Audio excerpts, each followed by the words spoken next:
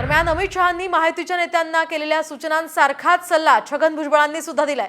एकमेकांवर टीका करून विरोधकांना खाद्य देऊ नका असं छगन भुजबळांनी म्हटलंय।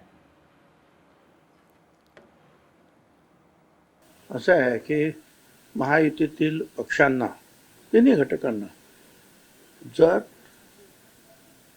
चांगलं यश मिळवायचं असेल आणि मेजॉरिटीने परत सरकार आणायचं असेल तर मला असं वाटतं की त्यांनी एकमेकावर आपापसामध्ये कुठल्याही प्रकारचं वक्तव्य करू नये जेणेकरून विरोधी पक्षांना खाद्य मिळेल।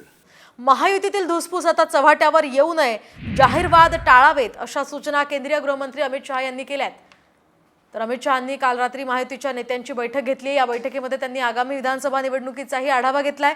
तसंच विधानसभा निवडणुकीच्या पार्श्वभूमीवर महायुतीच्या नेत्यांनी संयम ठेवावा आणि एकजूट असल्याचं चित्र जनतेसमोर जाईल याची काळजी घ्यावी अशाही सूचना केल्याची माहिती सूत्रांनी साम टीव्हीला दिली आहे।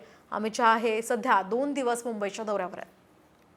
अमित शहांनी महायुतीच्या नेत्यांना नेमक्या काय सूचना केल्या आहेत आपण पाहूया। एक म्हणजे महायुतीतील धुसफूस चव्हाट्यावर येऊ नये, जाहीर वाद टाळावे अशा महत्त्वाच्या सूचना अमित शहांनी केल्या। यासोबतच महायुतीच्या नेत्यांनी संयम ठेवावा असाही सल्ला त्यांनी दिला। यासह महायुतीने एकजूट असल्याचं चित्र जनतेसमोर जाईल याची काळजी घ्यावी आणि लोकसभा निवडणुकीतील चुका विधानसभा निवडणुकीमध्ये टाळाव्यात अशा सूचना अमित शहांनी सगळ्या महायुतीच्या नेत्यांना केल्या।